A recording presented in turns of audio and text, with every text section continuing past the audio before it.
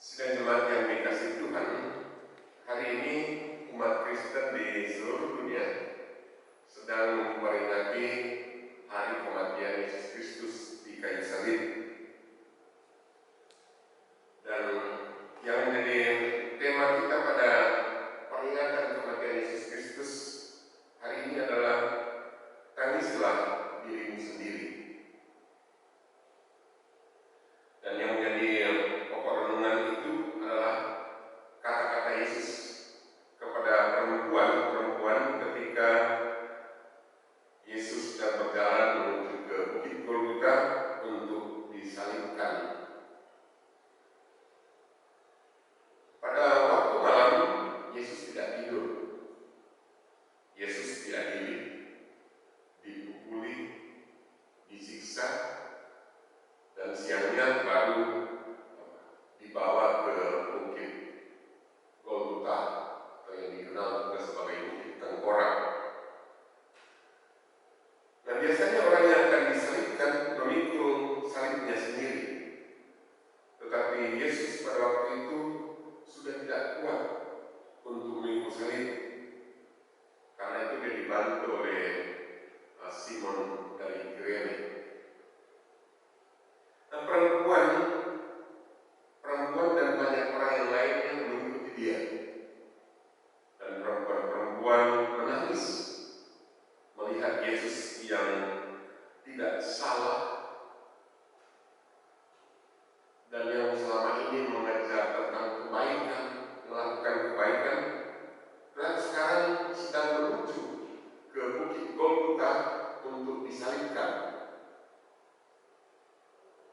Di orang yang disalibkan biasanya ada yang berteriak-teriak, ada yang matanya dipaku oleh burung gagak, dan ada yang baru meninggal setelah beberapa hari kemudian.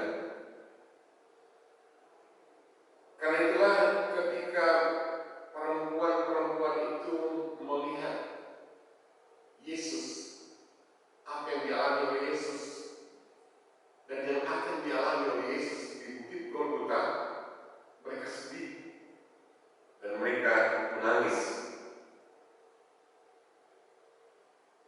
Mereka menangis karena sudah bisa membayangkan apa yang akan dialami oleh Yesus di Bukit Golgota di atas kayu salib itu. Nah, Yesus berpaling kepada mereka dan berkata, "Hai putri Yerusalem,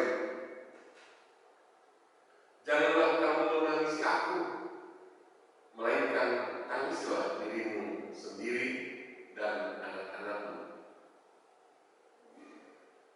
Kata-kata Yesus ini nampak janggal.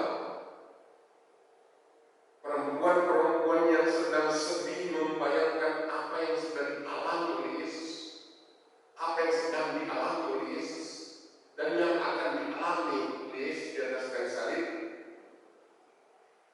Mereka bersedih, tetapi Yesus mengatakan,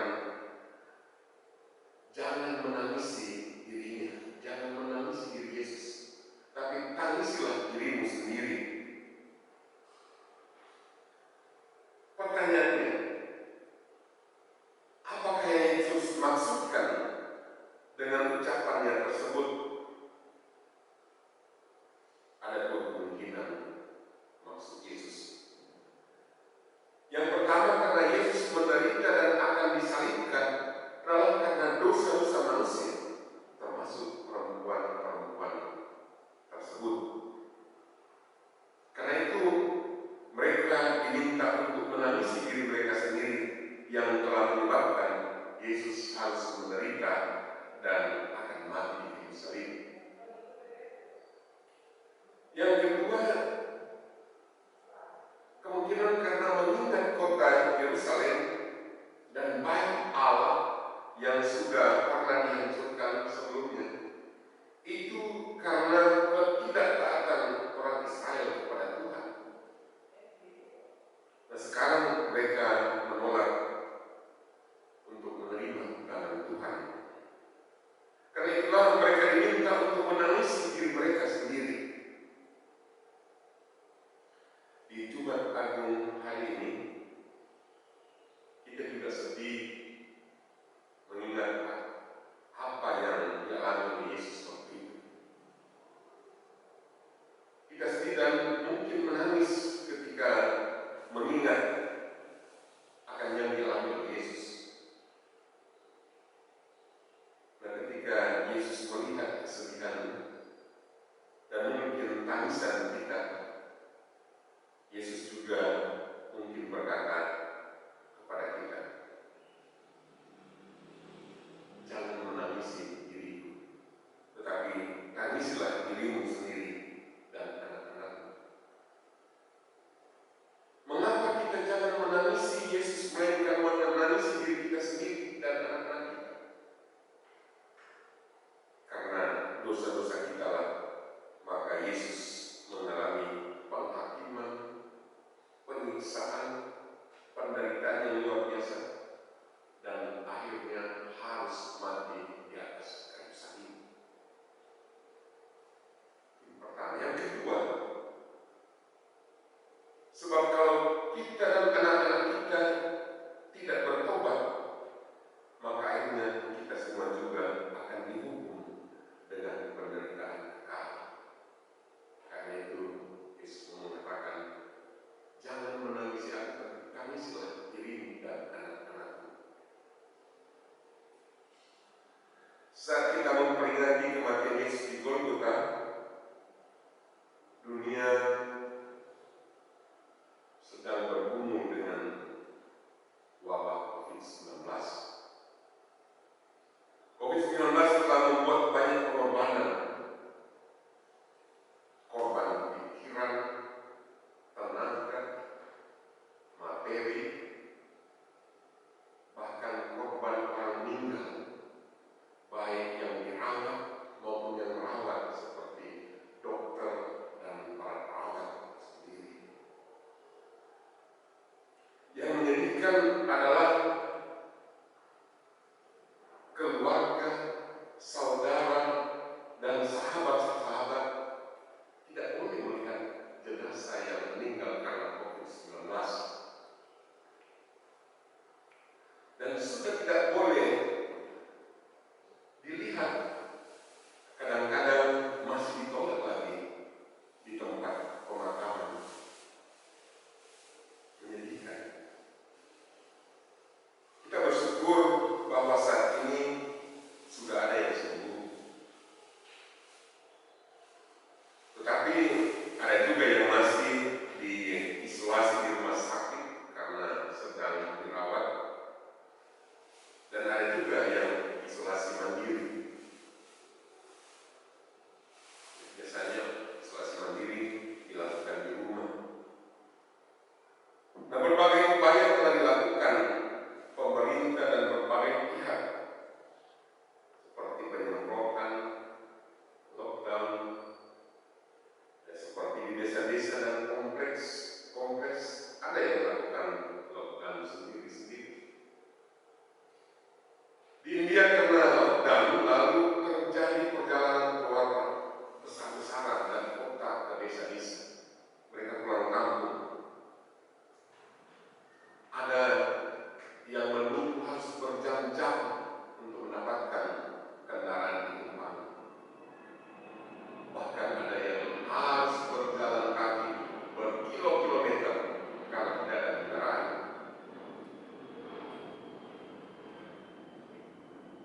Di Italia, satu malam bisa ratusan orang yang meninggal sampai kewalahan untuk mencari tempat pemakaman.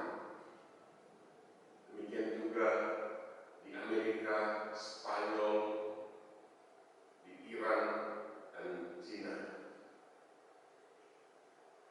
Dua-dua pun di seluruh dunia terus dinaikkan. Bahkan di Spanyol berbagai agama berkumpul di lapangan. Mereka sujud ke tanah sambil berdoa bersama kepada Tuhan. Kita tidak tahu mengapa dan dari mana COVID-19 ini datang. Tapi kita percaya bahwa Tuhan mengatasi wabah COVID-19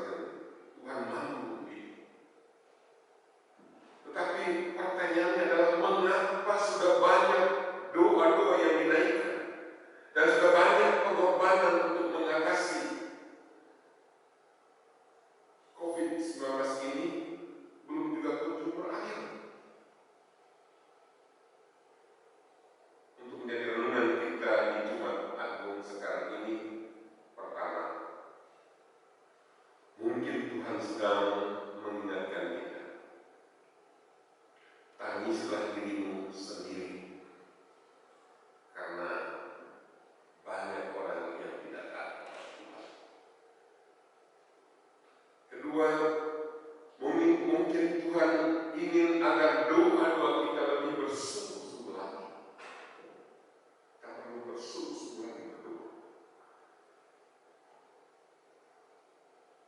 Yang ketiga, mungkin Tuhan ingin agar kita punya waktu lebih banyak, lebih panjang lagi untuk merenungkan diri kita di hadapan Tuhan. Kita perlu mengoreksi diri kita sendiri, mengoreksi apa saja kesalahan itu selama ini, mengoreksi apa yang perlu kita rubah di dalam hidup ini. 4, percayalah bahwa Tuhan mampu mengatasi COVID-19 ini. Karena itu semakin tekunlah dalam doa, dan berdoa jugalah untuk kesembuhan bagi mereka yang sedang sakit karena COVID-19. Berdoa jugalah untuk para medis yang berjuang untuk menolong mereka yang sakit.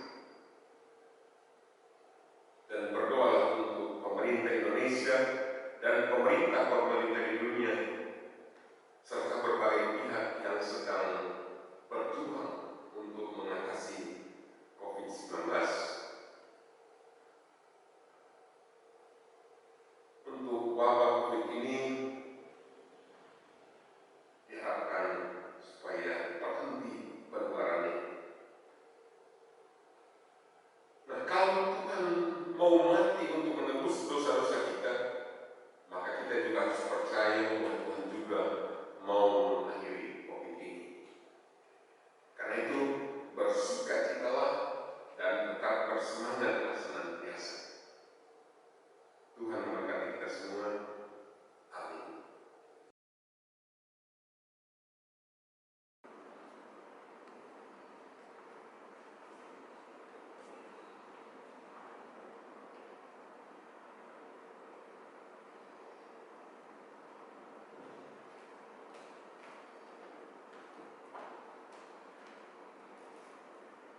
Dengarlah penetapan perjamuan kudus sebagaimana yang tertulis dalam 1 Korintus pasal 11 ayat 23 hingga ayat 26. Sebab apa yang telah kuteruskan kepadamu telah kuterima dari Tuhan, yaitu bahwa Tuhan Yesus pada waktu malam ia diserahkan, mengambil roti, dan sesudah itu ia mengucap syukur atasnya.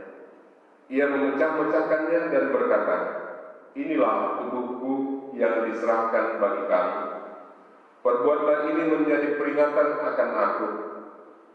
Demikian juga ia mengambil cawan sesudah makan, lalu berkata, "Cawan ini adalah perjanjian baru yang dimeteraikan oleh darahku. Perbuatlah ini setiap kali kamu meminumnya, menjadi peringatan akan aku. Sebab setiap kali kamu makan roti ini dan minum cawan ini, kamu memberitakan kematian Tuhan sampai Ia datang." Perjamuan kudus adalah perintah Yesus Kristus bagi kita, bahwa roti dan anggur dalam cawan adalah lambang tubuh dan darah Yesus yang telah diserahkan sebagai korban tebusan untuk memulihkan hubungan kita dengan Allah yang terputus karena dosa, dan untuk menyelamatkan seisi dunia ciptaannya. Melalui perjamuan kudus ini, kita dipersatukan dengan Yesus Kristus di dalam kematian dan kebangkitannya.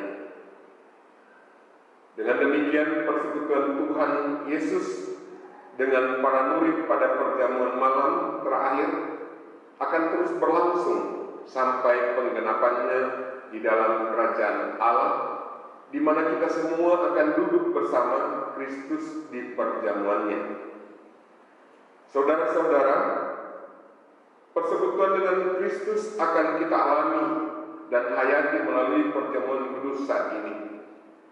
Sesungguhnya juga mau mengingatkan kita pada hidup baru, yang untuknya kita telah dipanggil keluar dari kegelapan dosa kepada terang keselamatan oleh Yesus Kristus. Hidup yang dimaksud adalah hidup yang bersaksi tentang Yesus Kristus sebagai penebus dan juru selamat dunia melalui kata dan perbuatan kita. Jemaat Tuhan, mari kita berdoa. Ya Bapa Maha Kudus, Pencipta dan Raja semesta, kami bersyukur dan memuliakan nama-Mu, karena Engkau membuat dan menjadikan kami sebagai milik-Mu.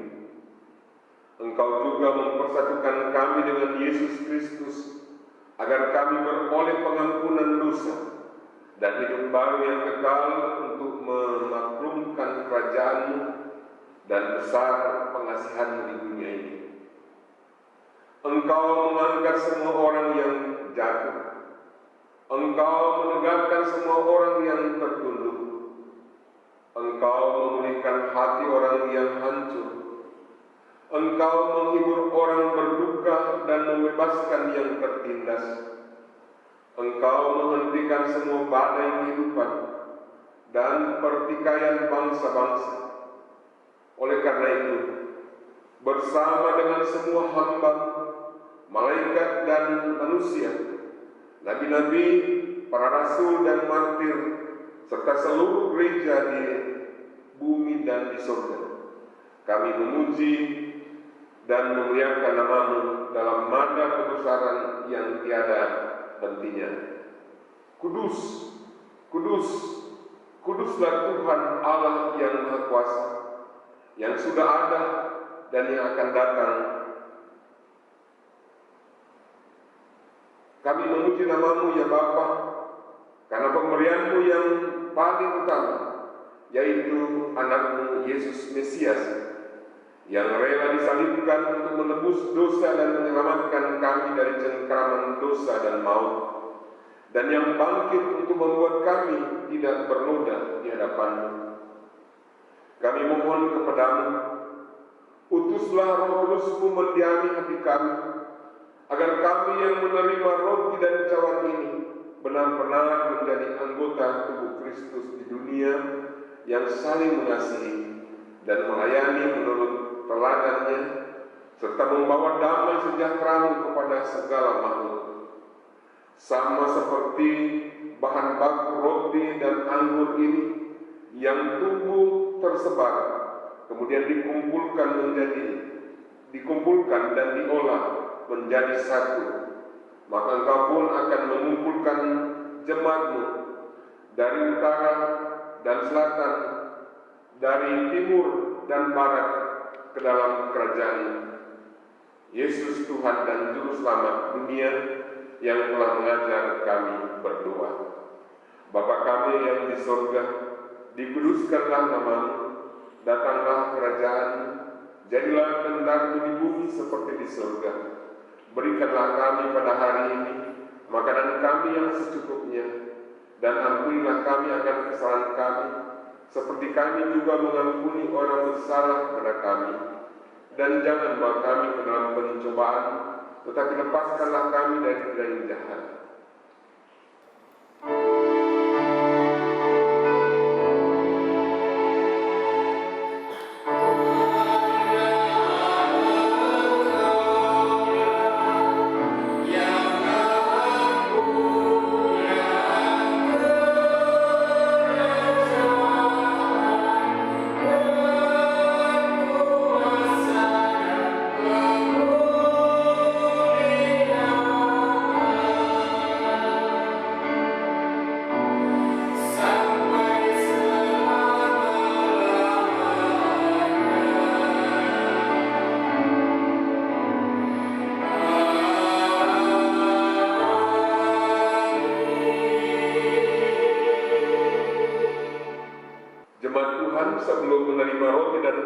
menurut sebagai lambang tubuh dan darah Tuhan Yesus, mari berdiri untuk mengaku iman menurut pengakuan iman rasuli.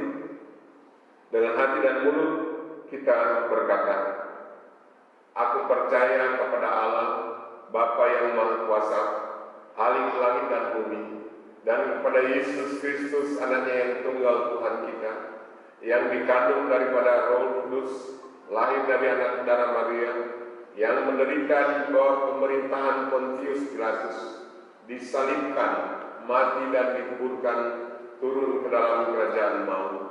Pada hari yang ketiga, bangkit pula di antara orang mati, naik surga, duduk di sebelah kanan Allah, Bapa yang Maha Kuasa, dan akan datang dari sana untuk menghakimi orang hidup dan yang mati.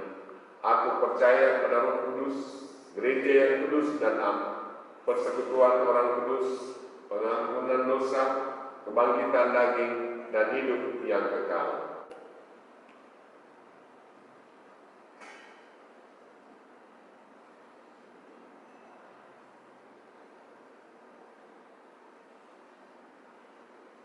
Supaya kita dipelihara dengan roti sorgawi, yakni Yesus Kristus, maka janganlah hati dan pikiran kita melekat pada roti dan anggur yang kelihatan ini, tetapi marilah kita menerima dengan iman yang tertuju kepada Yesus Kristus, Tuhan dan Juru Selamat kita. Jemaat Tuhan, sampaikan salam damai kepada sesamamu, supaya damai sejahtera Kristus memenuhi persekutuan kita. Damai sejahtera bagi kamu.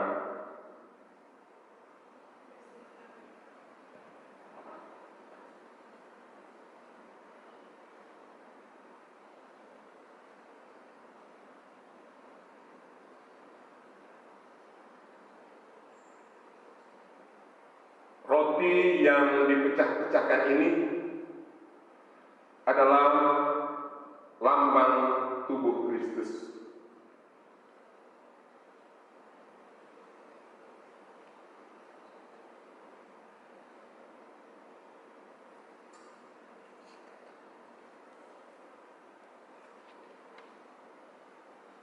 Cawan minuman yang kita pakai untuk mengucap syukur ini adalah lambang darah Kristus.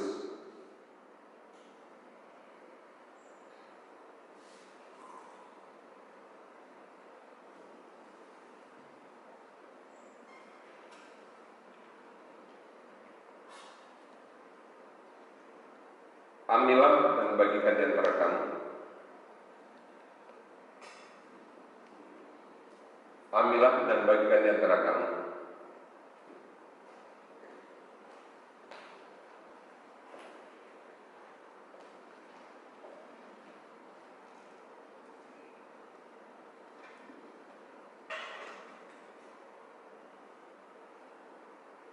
Ambillah.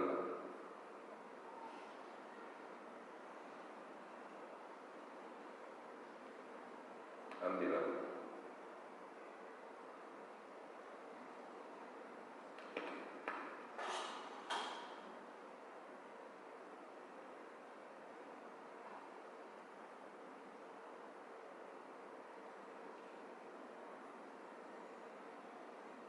Makanlah.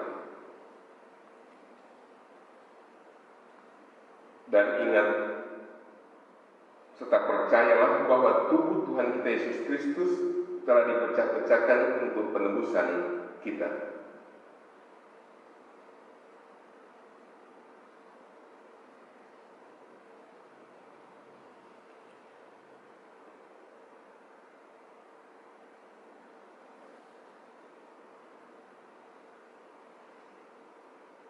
Minumlah. Ingat dan percayalah bahwa darah Tuhan kita Yesus Kristus telah ditumpahkan untuk penebusan kita.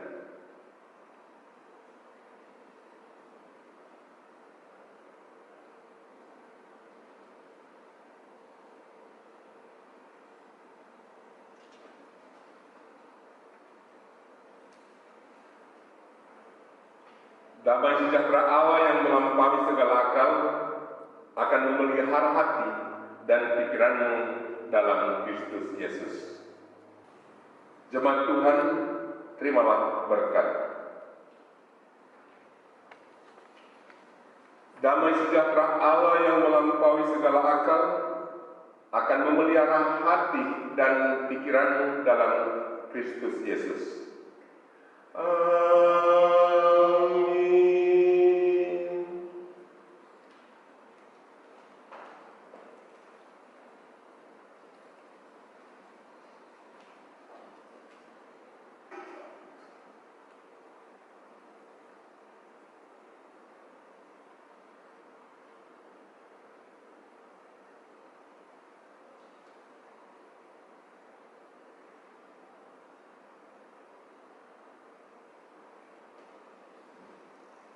Jamuan selesai.